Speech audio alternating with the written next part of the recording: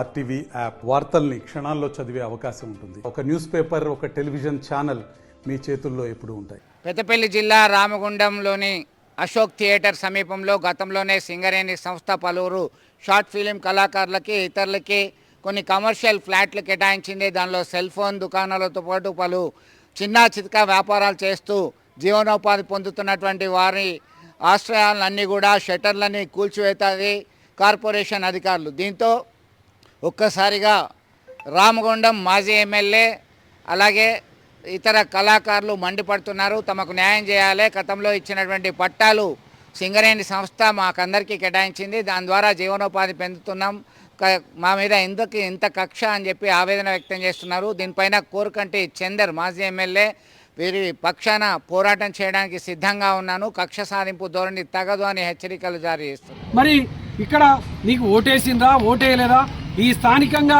50 ఏళ్ళుగా దీని మీద ఆధారపడి బతికేటువంటి వాళ్ళతోని కనీసం మరి మీరు మీ లీజ్ హోల్డింగ్ సంబంధించిన విషయం పోయింది, మీరు దీని మీద ఆధారపడేటోళ్ళు రేపు దాంట్లో ప్రభుత్వం ఆధీనమైంది, ప్రభుత్వం నుంచి వెళ్ళి మున్సిపల్ శాఖ తీసుకుంటుందా, లేకపోతే నేనే హ్యాండ్ ఓవర్ చేసుకొని మల్టీప్లెక్స్ కడతానా, మీకు అందరికీ కిరాయిలకు ఇస్తానా, మీరు మొదటి నుంచి వెళ్ళి దీని మీద బతికేటోళ్ళు కాబట్టి మీకు ఈ ఆధారం చూపిస్తా అని చెప్పేటువంటి పరిస్థితి లేదంటే నిజంగా ఇది ఈ పాలన ఎటుపోతుందో అర్థం కానటువంటి పరిస్థితులలో ఇలా ప్రజలు ఉన్నారు. అందుకోసమే ఇలా బీఆర్ఎస్ పార్టీ ఇక్కడ ఓల్డ్ అశోక్ బాధితులకు అండగా నిలబడడం కోసం వాళ్లకు న్యాయం చేయాలని ఇక్కడ ఉన్నటువంటి ఎమ్మెల్యేను ఈ ప్రభుత్వాన్ని డిమాండ్ చేయడం కోసం వారికి సంపూర్ణంగా ఇలా అండగా అశోక్ గారికి నిలబడడం కోసం ప్రత్యేకంగా రావడం జరిగింది.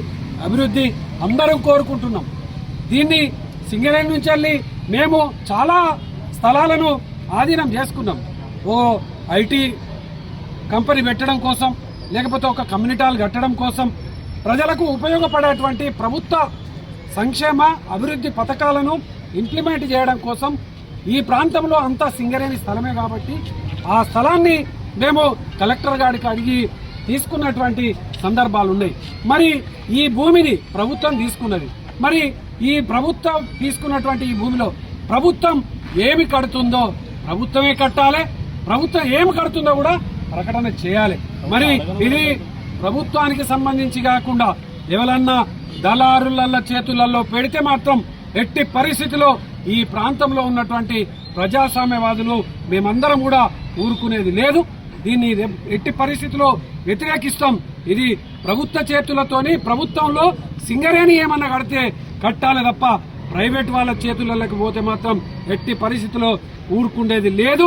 ఈ బాధితులను తప్పకుండా ఎమ్మెల్యే పిలిచి మాట్లాడాలి, వారికి ఏదైనా కూడా న్యాయం చేయాలని కూడా మేము ఈ సందర్భంగా మేము డిమాండ్ చేస్తా ఉన్నాం. మరిన్ని వీడియోస్ కోసం ఛానల్ ని సబ్స్క్రైబ్ చేయండి, లేటెస్ట్ అప్డేట్స్ కోసం వాట్సాప్ ఛానల్ ని ఫాలో చేయండి అండ్ లింక్ డిస్క్రిప్షన్ లో ఉంది.